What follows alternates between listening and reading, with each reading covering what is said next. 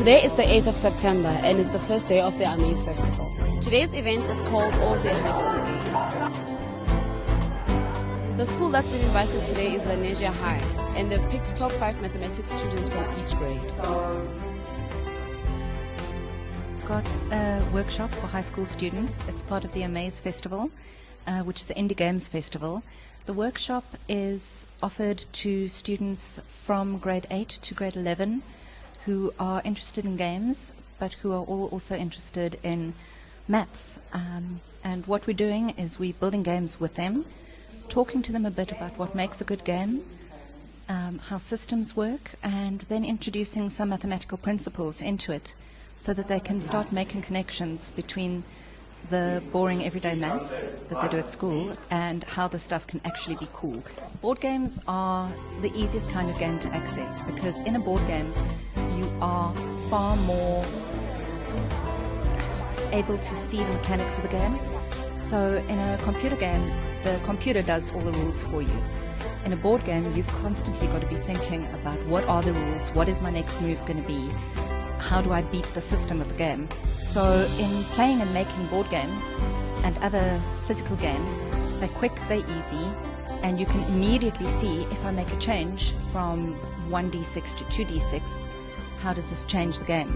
So before you start coding, before you start making digital games, it's important to understand sort of where they're coming from.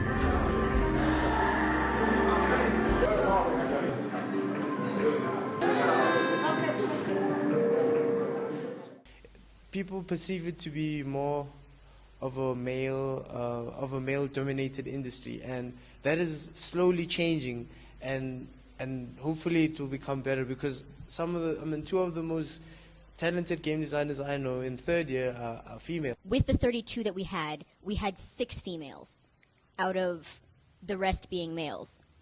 But of the males I have, I can honestly say that they are the most open, just encouraging people. There is absolutely no differentiation between male and female. If you can make games, you belong here. Each player has a wall that they have to get through. So there's lots of traps, things you have to get through, and to help you to get through that obstacles. It's basically like a rip-off of Snakes and Ladders. Each player gets its own planet, and each player has to get to his exit and go to the next planet. Everyone wants to get the box to win.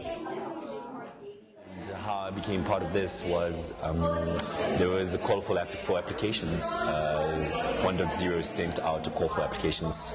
I think they sent to various universities around the country, and I applied and I was chosen.